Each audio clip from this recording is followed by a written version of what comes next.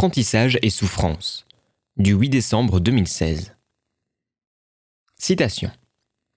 Plus un apprentissage a été difficile, malaisé, douloureux ou même humiliant, moins l'individu est prêt à remettre en cause la valeur de ce qui lui a été enseigné. Cela signifierait, en effet, qu'il a investi et souffert pour rien.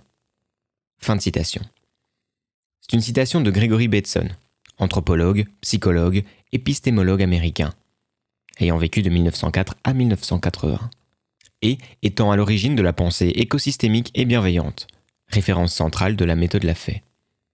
Bien entendu, c'est nécessairement dans une société qui valorise la souffrance, menant, paraît-il, au mérite et à la valeur individuelle, que les apprentissages auront été longs et difficiles.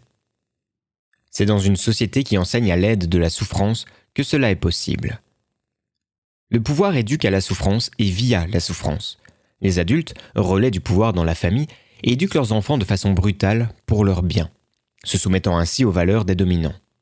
L'enfant ainsi éduqué valorise à son tour la souffrance en grandissant. Il valide ainsi le pouvoir en place. Et le pouvoir continue de communiquer sur la valeur souffrance, les sacrifices, etc. La boucle est bouclée. Tout le monde considère que vivre dans la souffrance va de soi. Ce n'est guère remis en question, même si ce culte de la souffrance n'avantage que ceux qui sont tout en haut de la hiérarchie sociale, et qui s'évitent, eux, de par leur position, bien des souffrances. Bateson explique aussi que c'est dans les sociétés historiques, qui datent de quelques milliers d'années après la naissance de l'agriculture, que le pouvoir, pour s'assurer la dominance et la maintenir, a poussé les gens à sortir de l'optima pour aller dans le maxima. C'est le début de la véritable exploitation de l'homme par l'homme. Si ce n'est pas clair, regardez les 3 vidéos Efficience Lafay sur YouTube, sur la zone de confort.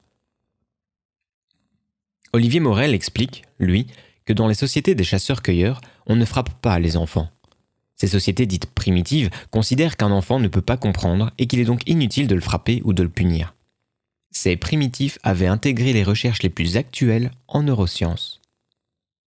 Il y a donc un lien étroit, historique, de cause à effet, entre la violence sociale, les échelles de dominance et la violence faite aux enfants, sans chercher à les comprendre. Wilhelm Reich explique dans La Révolution sexuelle que les parents sont la courroie de transmission qui établit auprès des enfants les volontés du pouvoir. Dans une société de douceur, la citation de Bateson n'aurait pu exister. La violence sociale serait faible ou inexistante. Les enfants ne seraient donc pas mis sous pression et ne reproduiraient donc pas le schéma social et la violence parentale.